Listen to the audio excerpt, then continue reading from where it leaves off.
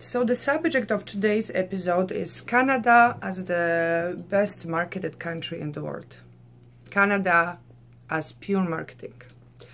I heard this sentence some time ago from someone who was important to me at that time.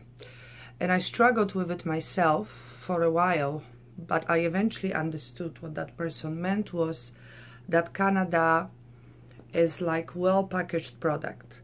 It's very reassuring message that this country sends out to potential newcomers, temporary workers, to the immigrants. It's very reassuring. It's very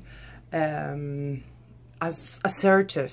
It's very it's a message of potential. It's a message of fast stabilization. Mostly very reassuring, very inviting, full of promise. So the message actually is, if not completely, then very different from reality. I had been an immigrant before, so I do have that experience, and I think Canada has been the most challenging immigration place for me. And I'm not only speaking on behalf of my own experiences in my life, but also on behalf of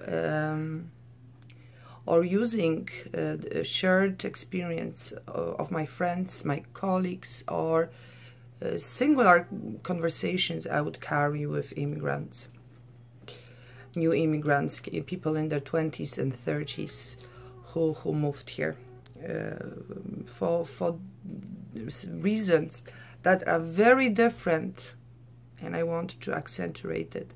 The reasons that are very different than the reasons of the immigrants 40 or 50 years ago. In the past, I immigrated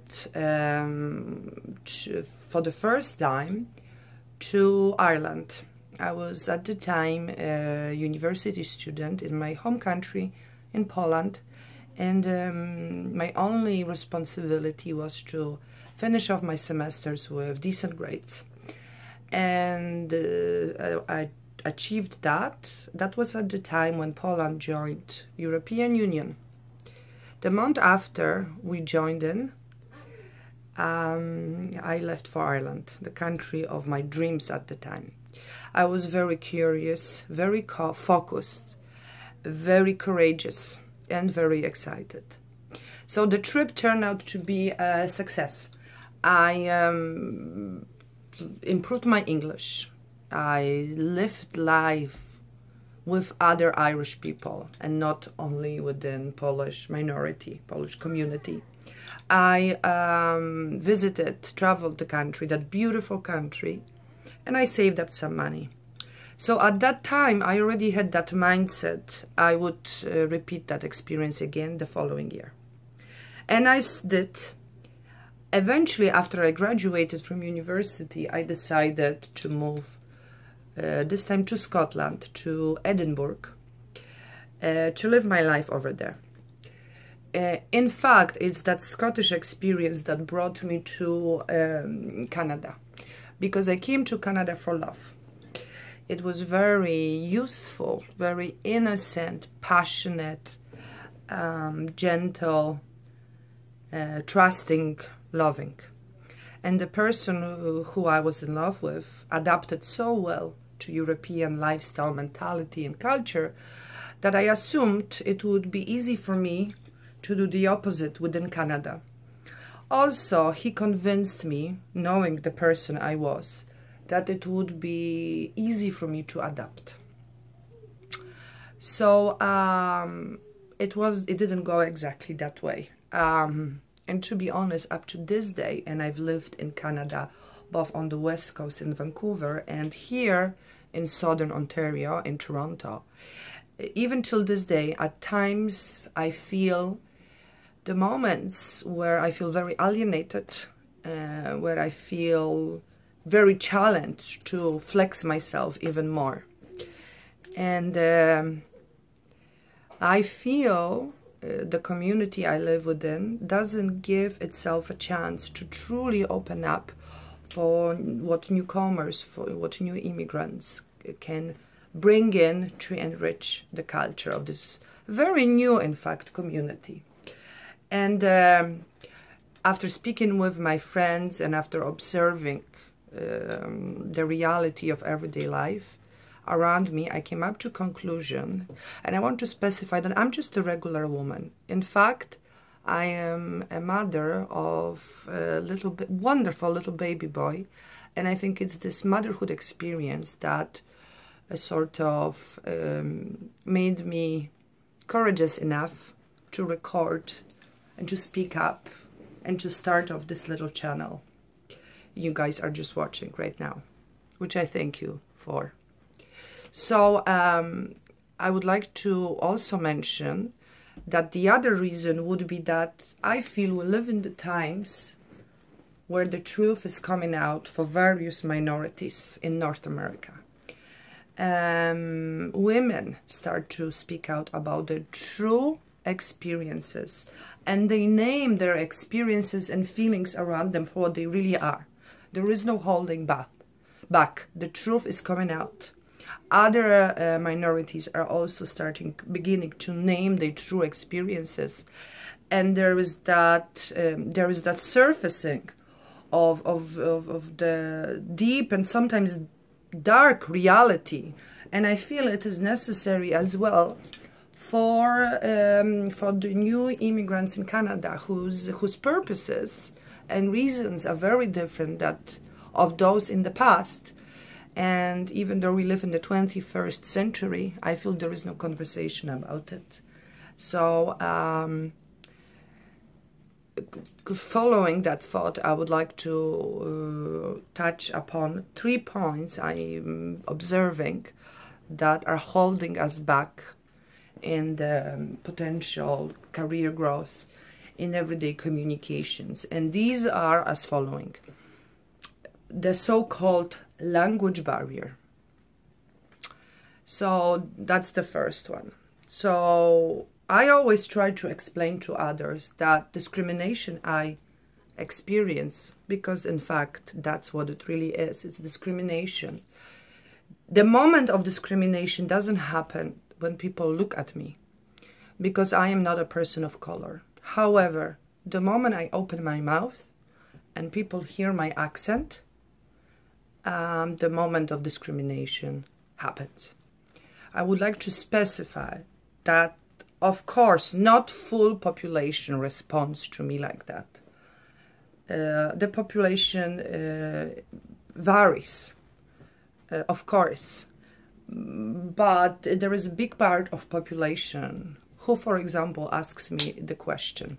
The first or second question after they hear me speaking is, where are you from? And of course, I can already see that I will receive potentially comments under this video that it's a very innocent question, that it is the question coming out of curiosity. But what I truly believe this question and requirement of the answer do, this question exists for one purpose: to help that person put me in certain box under certain description, and to organize that person's reality and make it easier for him or for her. Sort of to generalize, put me to certain box with other people he or she knows. And there is no interest in specific experience of my individual life. Now, the other thing I dislike about this question is that it happens in the most awkward moments. The conversation can be about a different subject, and then this question enters it without any sense or any logical consequence. Now, in terms of the accent, what I'm describing is just everyday life. The worst aspect of it is that often in a workplace, especially in the workplaces that are, the job is based on, is less advanced. like retail or customer service. People whose English is a mother tongue, they establish themselves as the leaders sort of the pack. So now the people who have an accent, so they come from the outside of Canada, whatever they bring in to the organization, it might be really valuable. It might have, their experience might be very rich. It's not included in the betterment of that organization. Now, what is and of course, in the jobs that are more advanced, that require deeper set and wider set of skills, that type of discriminations is less so influencing the relationships within the organization. But there is another thing also very sort of visible, and it's frequent. And the way I call it, I made up this word, and I name it infantilization or infantilization of the immigrants. Infantilization of the immigrants.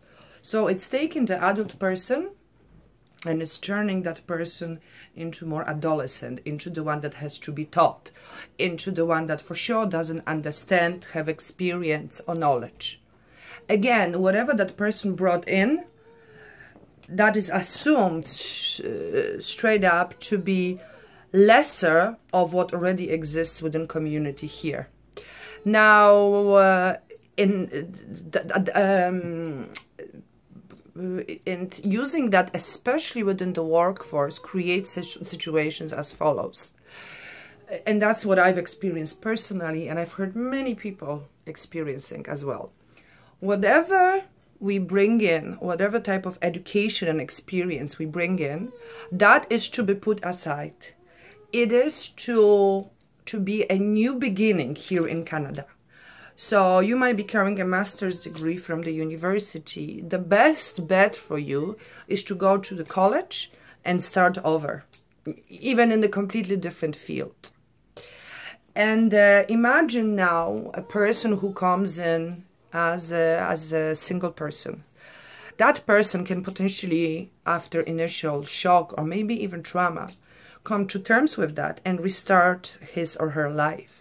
Finish the college and join the workforce and position himself on the market in the place that is decent and really secure, which is what is meeting the invitation made originally by Canada, right? What if the person comes with children?